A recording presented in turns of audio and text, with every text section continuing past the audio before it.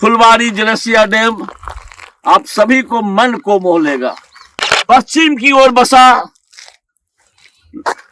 लोमस ऋषि के पावन स्थल श्रृंगी ऋषि और महादेव जो उस पहाड़ पर विराजमान है, जहां माघ मास में बहुत ही बड़ा भव्य घूमने के लिए दूसरे राज्यों में कश्मीर हो, मनाली हो या अन्य जगहों जाते हैं, लेकिन जो हमारा नवादा जो क्षेत्र है, नवादा में भी एक नहीं कई धार्मिक स्थल है।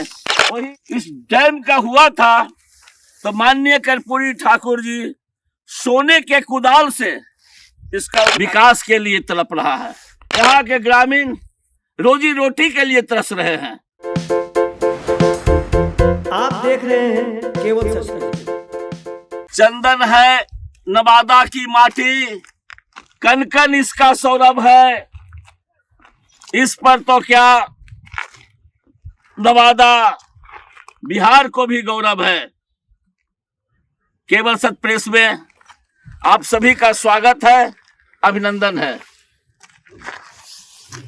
प्रकृति के गोद में बसा बहुत ही खूबसूरत यह जगह जो नवादा जिले के रजौली अनुमंडल के अंतर्गत हरदिया पंचायत है, जहां प्रकृति ने, ईश्वर ने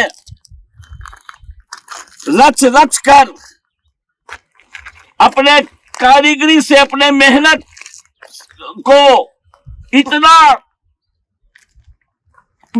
को इतने 10 गुना 50 गुना किए कि आज यह पूरा भूभाग जो पहाड़ों से घिरा हुआ है, कीमती लकड़ियों से भरा हुआ है, वहीं विशाल फुलवारी जलसिया डैम आप सभी को मन को मोह लेगा।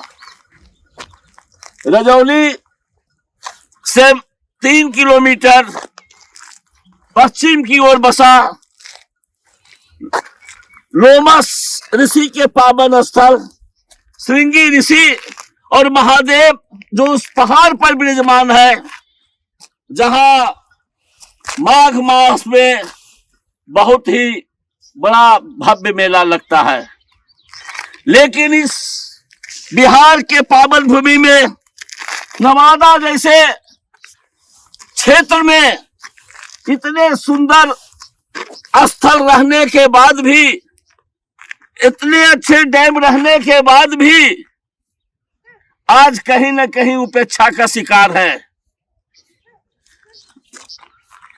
लोग घूमने के लिए दूसरे राज्यों में कश्मीर हो, मनाली हो या अन्य जगहों जाते हैं, लेकिन जो हमारा नवादा जो क्षेत्र है, नवादा में भी एक नहीं कई धार्मिक स्थल हैं।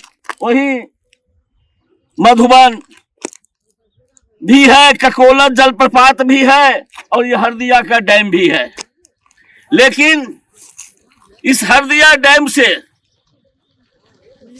96 गांव में पीने की पानी साफ करके फिल्टर के द्वारा 96 गांव में पहुंचाया जाता है। वही सिंचाई के लिए भी सैकड़ों गांव में पानी पहुंचाया जाता है। पहले यह पूरा क्षेत्र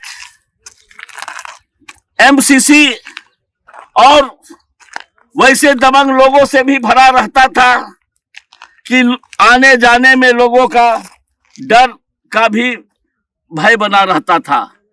लेकिन धीरे धीरे आज पूरे क्षेत्र में ना किसी तरह का भय है, ना आतंक है। इस विशाल डैम से काफी संख्या में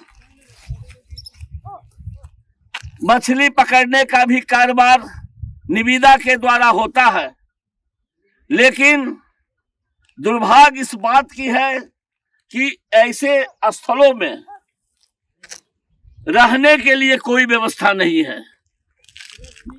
अब लोगों की इच्छा रहती है कि हम भी कहीं पिकनिक मनाएं, हम भी कहीं घूमने के लिए जाएं, लेकिन दुर्भाग्य है कि इतने सुंदर स्थल रहने के बाद भी आज उपेक्षित है।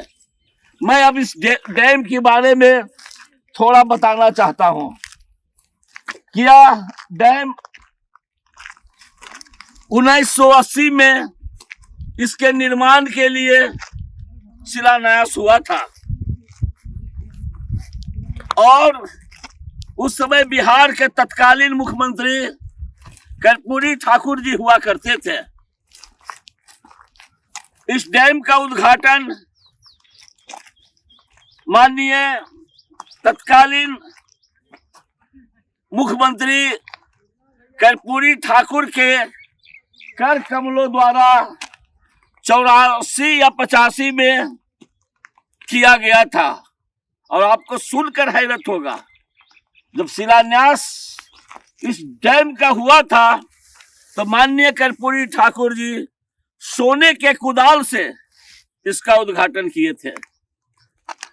जब यह डैम बनाया था तो 22 गांव के आदमी को, यानी ग्रामीणों को, जो विभिन्न गांवों में बसे हुए थे, उनको हटाया गया और हटाकर सरकार ने कुछ अनुदान देकर, कुछ जमीन देकर हरदिया पंचायत में सभी को रहने की व्यवस्था किया।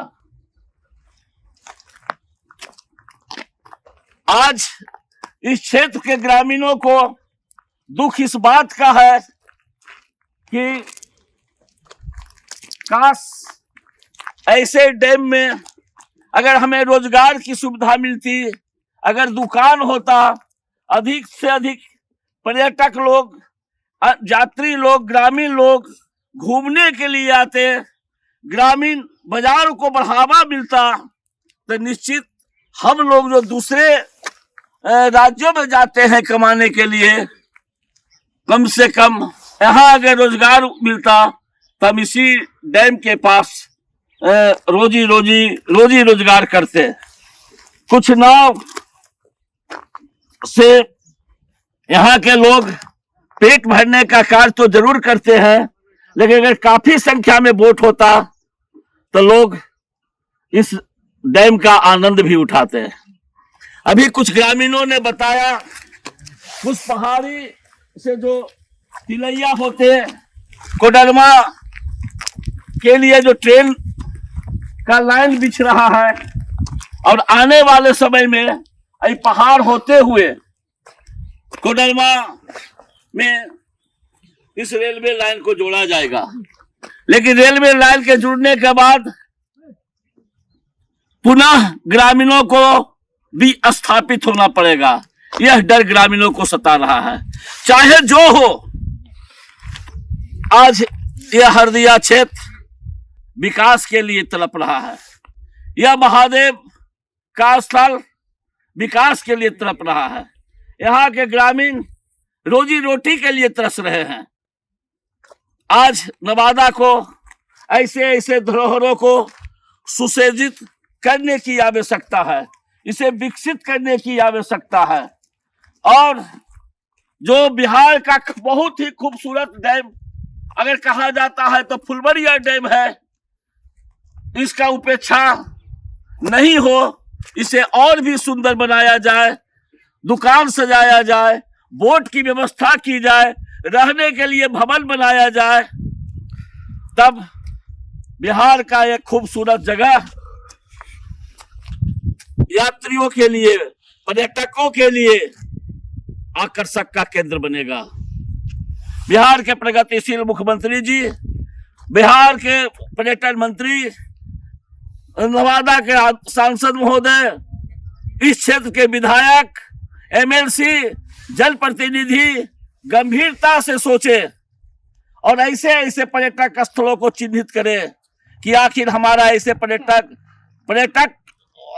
क्षेत्र, ऐसे पर्यटक सुशासित धरोहरों से जो सजा हुआ जो डैम है, इसे पर्यटक का दर्जा मिले। केवल सच न्यूज से अरविंद मिश्रा की रिपोर्ट।